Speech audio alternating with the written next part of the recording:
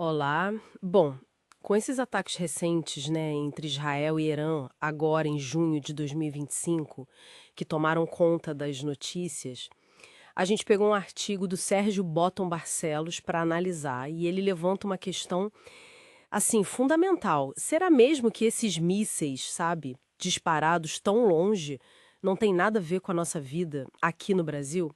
Então, nossa missão hoje é justamente explorar esse artigo. O título é: O que os ataques e a iminência de guerra entre Israel e Irã têm a ver com a nossa vida?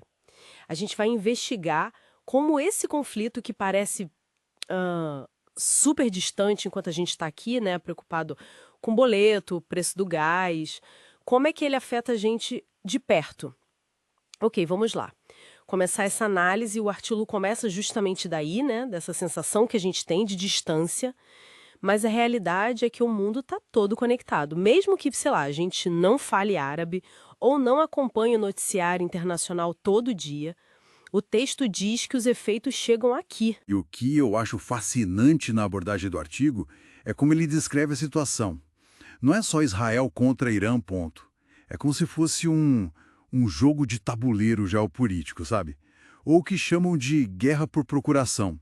Quer dizer, quando as potências usam outros países, outros grupos para brigar indiretamente.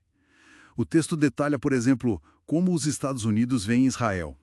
É um aliado estratégico chave, quase uma base avançada lá no Oriente Médio, por motivos políticos, religiosos e, claro, militares, né? Uhum. Do outro lado, o Irã. Ele é visto como uma ameaça regional. E isso na visão de Israel e dos Estados Unidos, principalmente pela questão nuclear, né? E pelo apoio a grupos como o Hezbollah, o Hamas, os Houthis. Mas o artigo também mostra o Irã como um ator pragmático, que joga um xadrez ali bem complexo para ganhar poder na região, para buscar um equilíbrio. Não é só ideologia ou vingança imediata, entende? Entendi essa dinâmica entre os dois, os principais, digamos, mas o artigo vai além deles, certo? Como é que os outros países entram nessa história? Exatamente. A Rússia, por exemplo, o artigo cita ela como aliada do Irã e com interesse em desafiar a, a hegemonia ocidental. Para Moscou, segundo a análise, desestabilizar a influência americana lá pode ser útil. Talvez até para tirar um pouco o foco da Ucrânia, né? Faz sentido. E a China?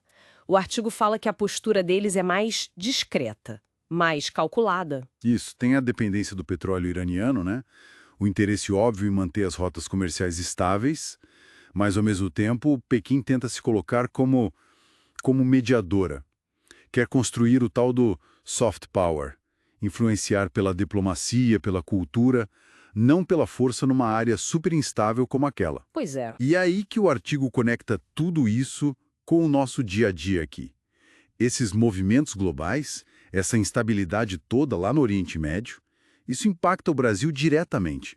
Como assim diretamente? Afeta o comércio internacional, o preço do petróleo sobe, o custo do frete dos navios aumenta, o dólar fica mais volátil. Certo. Mas essa conexão é tão rápida assim?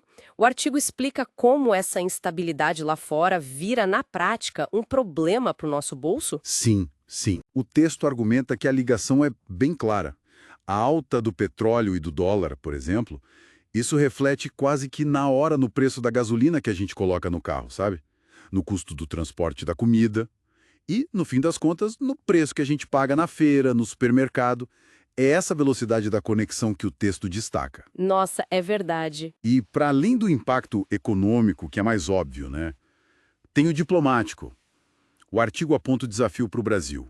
Como se equilibrar nos fóruns internacionais? Tem que manter relação com todo mundo, EU, China, Irã, Israel, e ao mesmo tempo tentar ser coerente com os princípios da nossa política externa. Tipo, a decisão de não romper relações com Israel, mesmo com as críticas sobre a Palestina. Não é simples, né? Imagino. E esse conflito também causa barulho aqui dentro, politicamente, né? O artigo menciona isso. Sim, menciona. Fala como a guerra acaba virando combustível para a narrativa política interna. A extrema-direita, por exemplo, pode usar o apoio a Israel como bandeira. Aí setores da esquerda ficam divididos, criticam a ocupação israelense, mas também rejeitam o governo teocrático como o do Irã. Vira aquele fla-flu ideológico que, no fundo, não ajuda muito a entender a coisa toda, né? Vira polarização pura. E qual a reflexão maior que o artigo traz sobre tudo isso? Olha, ele levanta uma questão bem importante sobre a disputa que está por trás do conflito em si. Quem é que define as regras do jogo global? São as grandes potências sozinhas? Ou é o multilateralismo, aquela ideia de cooperação entre vários países? Vão prevalecer os interesses de empresas ou os direitos dos povos?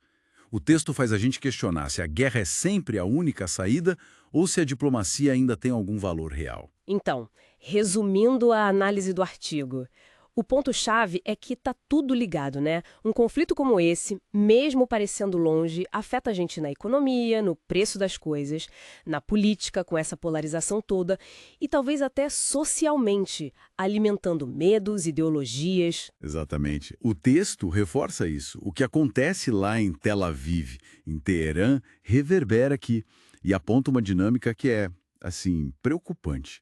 Enquanto muita gente sofre as consequências, direta ou indiretamente, tem outros, tipo a indústria de armas, que podem até lucrar com essa instabilidade.